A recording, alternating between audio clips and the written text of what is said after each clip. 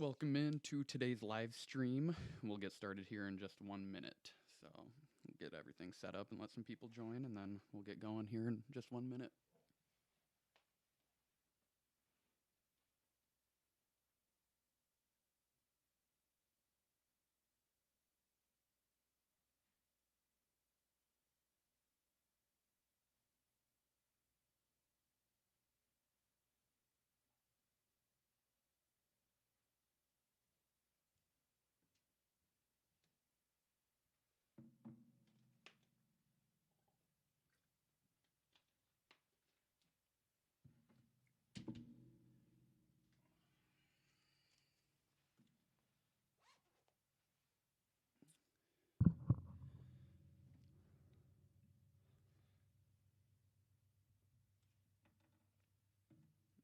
Alrighty, we'll get started here in just 1 minute.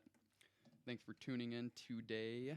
Have quite a bit to go over and some things to talk about and things to be aware of. So I guess we can just dive right into this. Welcome into today's live stream, Sunday, November 29. I hope everyone had a great Thanksgiving holiday and a great holiday weekend as well.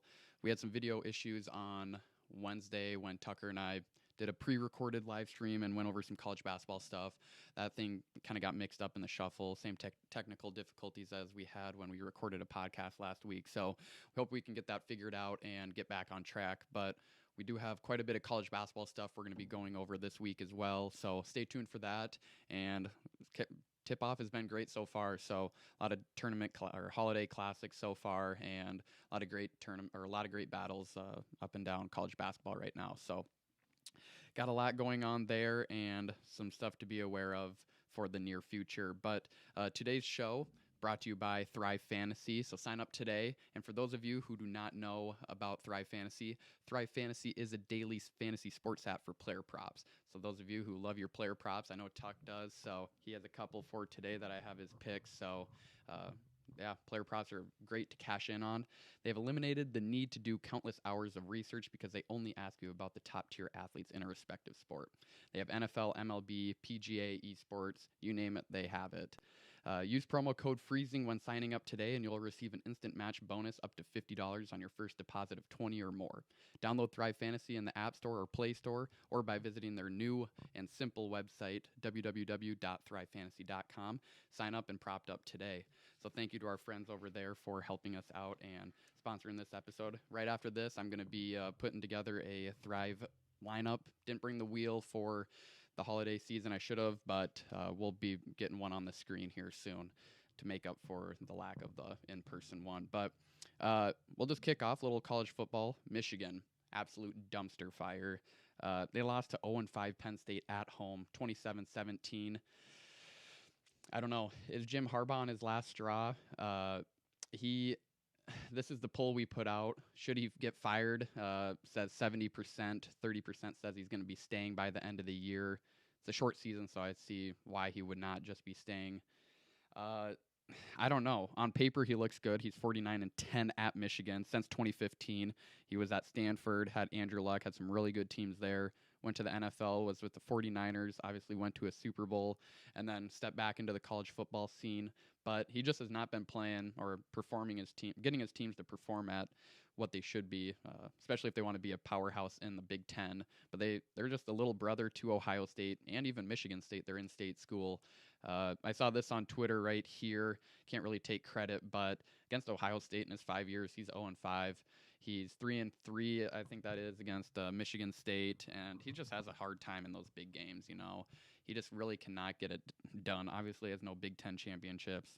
He's lost to Iowa, Penn State, Ohio State, Michigan State, you name it. Almost any Big Ten school has beaten him in his tenure while there. So I don't know. On paper, he's good, but in the grand scheme of things and what he was supposed to accomplish, I don't know. That's Michigan's in a tough spot. Obviously, they have a very good history of college football winning tradition and Heisman winners, but Harbaugh's he's not been the answer, and I don't know if he's just not a good college coach or what, but it just seems like he cannot really get anything going at Michigan, which that sucks. So I highly doubt he sticks around for the remainder of the season, but that's going to be something to watch for because there's a lot of good coaches on the market still, and I just cannot see Michigan sticking around with him. I know he still has 1 year on his contract. I think $8 million, so they're going to be probably shelling out some money either way. But that's something. Michigan is just a complete dumpster fire. They've improved to what, like 2-6, I think, on the year, or maybe 2-4 now. But their only wins are against Rutgers, who are 2-4 currently, and Minnesota, who's I think 3-2. So, and they just had a game canceled against Wisconsin. So I don't know. Michigan, they need to figure something out. So it sucks to see them in the dumpster, but oh well. Little college football playoff picture. I'm going to give my top 5 right now. Obviously, Alabama, they're number 1. They just had a very solid win, embarrassed Auburn in the Iron Bowl. Auburn was 5-3. They're an okay team. Bo Nix, he's kind of been struggling this year, but they won 43-13. Pretty convincing win right there. Just dominated from start to finish. Clemson, I think I have them in my 2. I know they have that one loss to Notre Dame. Trevor Lawrence was out, and he's almost basically undefeated other than that national championship loss to Alabama last year. So I have them at my number 2 spot. They just had a very convincing win over Pittsburgh. I know it was over Pitt, but Trevor Lawrence showed out again and proved why he is probably, in my opinion, is the best quarterback in college football right now. And I think that can go without debate too. 52-17 against Pitt. I know it's Pitt, but they've been somewhat of a solid team this year in ACC play as well. And then I have Notre Dame at number 3. Ian Brook had another good game. I think he's like 19-3 in as a starting quarterback. Obviously, a very solid college quarterback. He can get the job done. 31-17 win on the road at North Carolina. Solid North Carolina team who was 6-2 at the time. But I have them kind of sliding back down just because I really don't think they barely escaped a backup quarterback at Clemson. So if it wasn't for that, if Trevor Lawrence was in the game, I don't even think it would have really even been a game. I think Clemson probably would have won by at least 21 points, at least 3 touchdowns, I would say. So I still have them at number 3, a couple of ACC schools there. And then I have Texas A&M at number 5. It was more of a defensive game against LSU. I think the final score ended up being 23-7. So still a solid win. They beat Florida, and I have Florida in my number 5 because Florida, they lost to Texas A&M, and Texas A&M's only loss is to Alabama. So again, I think Texas A&M, they can slide up and make an appearance. I guess we still have a couple more games and a few more weeks things to be played out. Cincinnati, they had a game canceled this week. I just feel bad for them because I think they would have actually been in the conversation.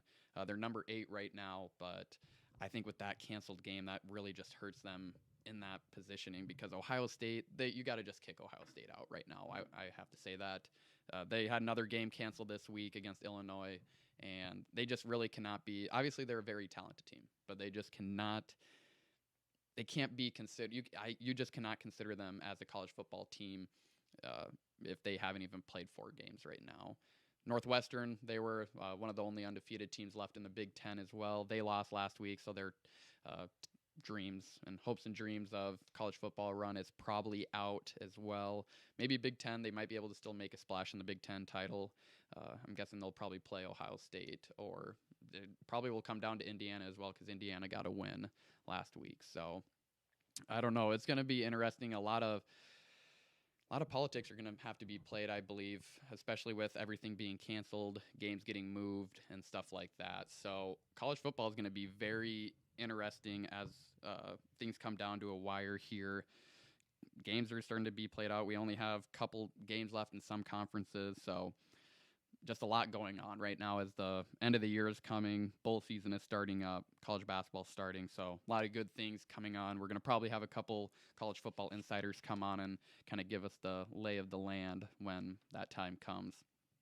But speaking of games getting canceled, we're going to kind of move on over to NFL right now. Good NFL Sunday this week.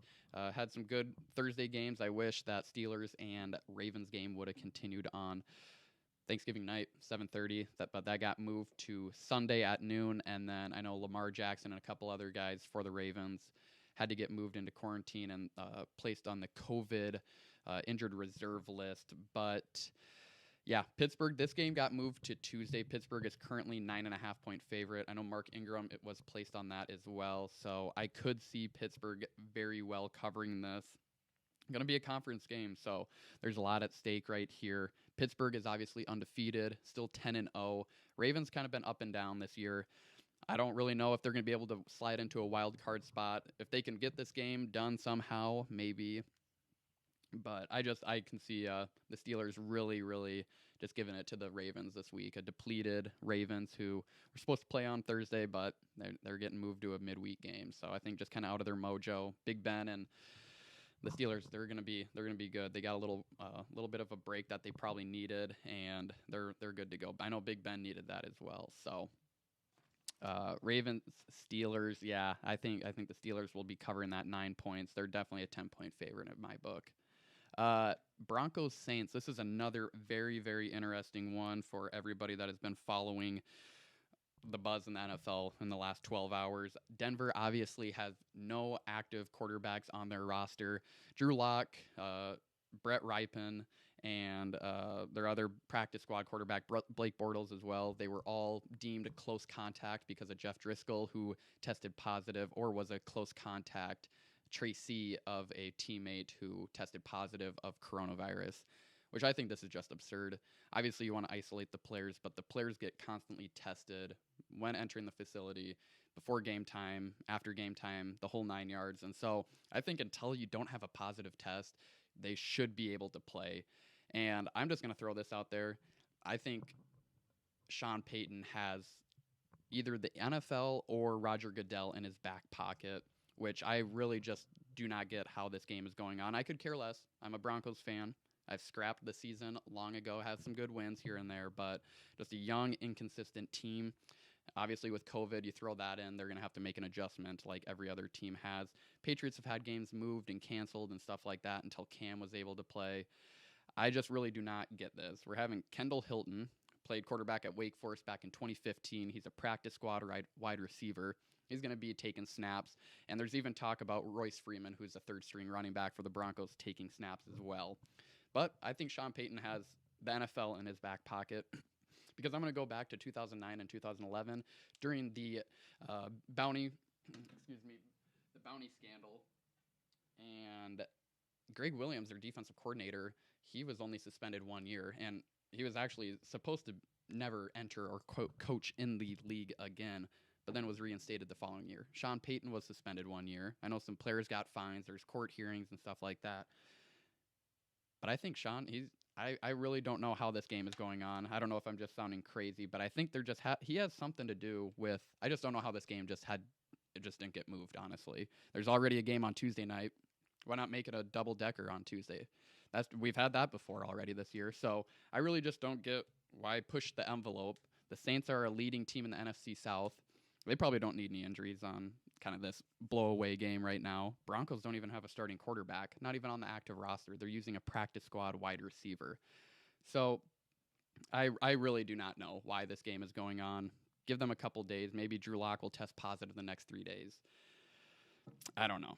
That's just I really do not know, but we'll shift. That's something to think about. That's my little theory. I'm going to keep trying to build off of this and do a little more digging in the archives. But we'll kind of slide into the pick side of things now for NFL.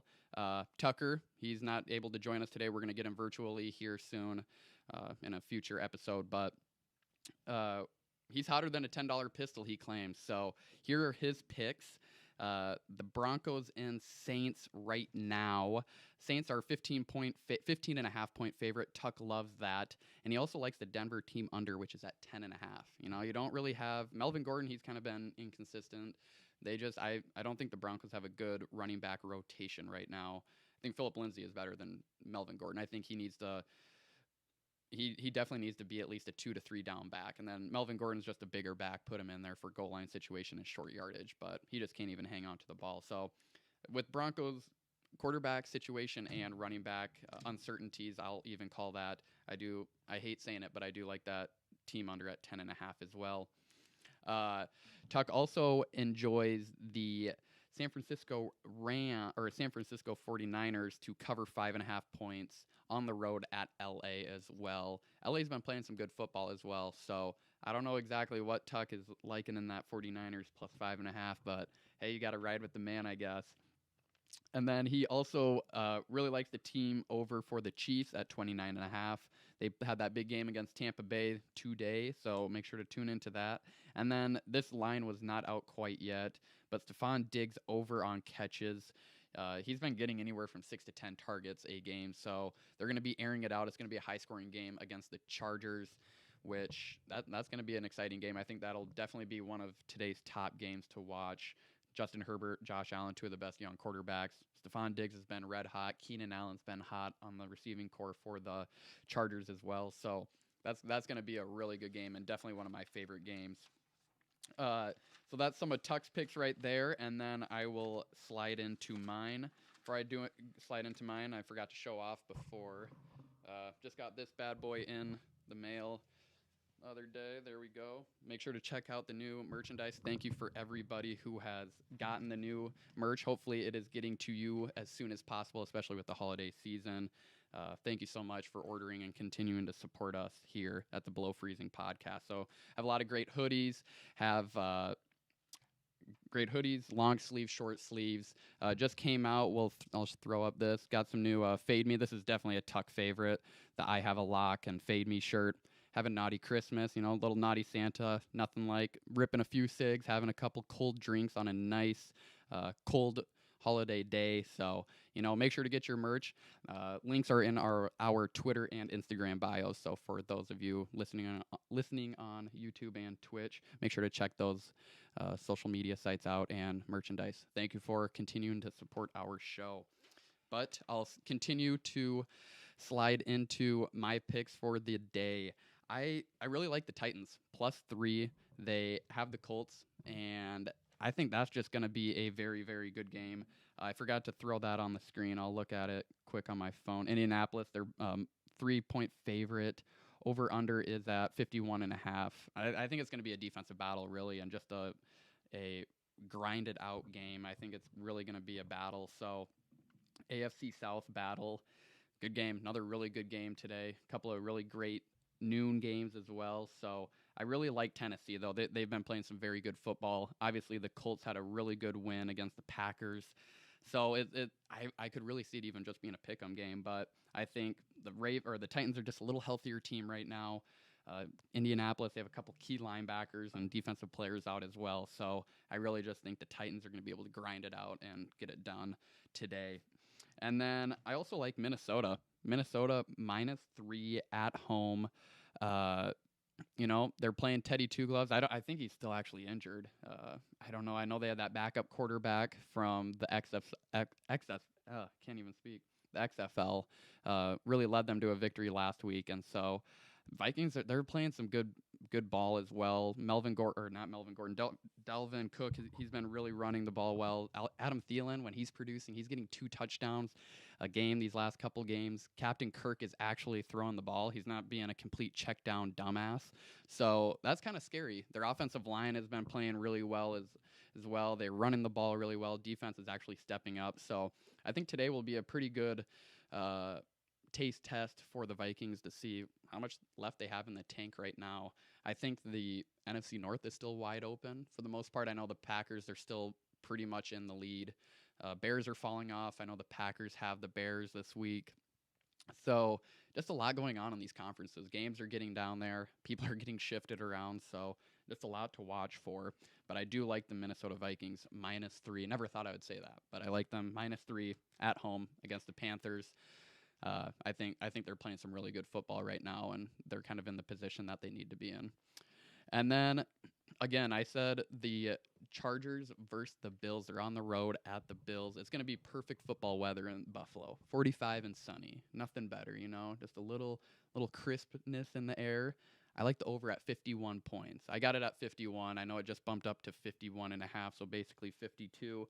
But I think they're just going to be airing it out, ground pounding it. I think it's just going to be an all-around really good football game and just high-scoring game. So those are my picks. Those are Tuck's. There's my 2 cents for this fine Sunday morning. Thanks for taking the time out of your day to tune in, and make sure to check out the merchandise. Get your picks in before today, and we'll be having another podcast and live stream later this week, joined by some people. So stay tuned to social media, and thanks for joining. See you guys.